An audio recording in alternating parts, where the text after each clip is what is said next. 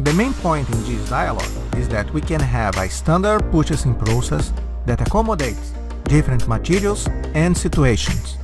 My name is Américo Cunha. In this lesson, we will be studying the purchasing process. Welcome, let's start learning. Here we have a general view of the purchasing process. Forecast.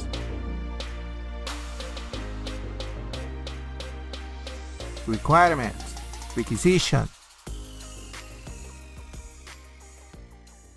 Supplier selection. Contracts. Purchase order. Receipt. Inspection. Payment. And performance measurement.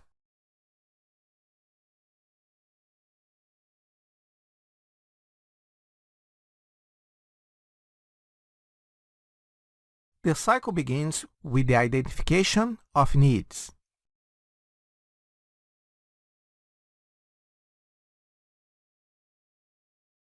The needs can be defined during the planning, during a product development, in projects, or from the production process. In the production planning, the sales forecast drives the aggregate planning. That drives the material required plan, MRP. Based on the MRP, it's possible to determine the quantity and dates for raw material, components, and semi-finished goods needed to meet the production plan.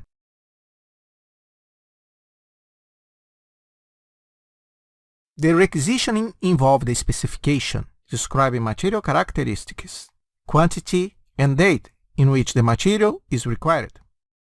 When it involves services, a statement of work should be elaborated to guide the contracting process. The business units inform the needs and descriptions through a purchase requisition.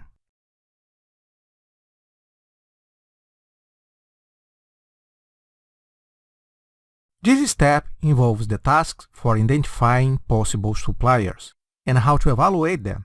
The effort dedicated to this task depends on the size and value of the purchase. Supplier type, size, location, and risks are important points to be evaluated. And also, the kind of approach will be used, such as bidding or negotiation, or even a hybrid approach. After the supply selection, the purchase team has to negotiate the contract. The contract establishes how purchase orders will be issued, due dates, lead times, price, time to respond, time to delivery, acceptance procedures, payment process, and implications in case the supplier fails to meet the contract conditions.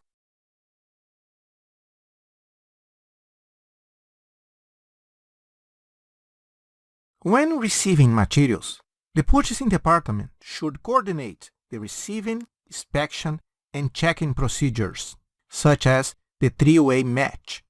The three-way match confirms the information on the purchase order with the invoice and with the receiving report, and makes sure that they match. It confirms that the material ordered was delivered and charged correctly.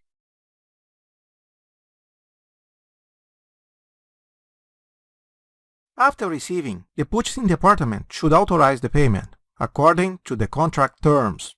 Also, purchasing should measure and report the supplier performance periodically. This was an overview of the purchasing process. Depending on the type of material or situation, it can have small changes.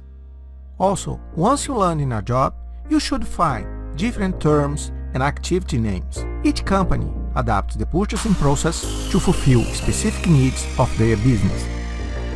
Thanks for watching. See you in the next lesson.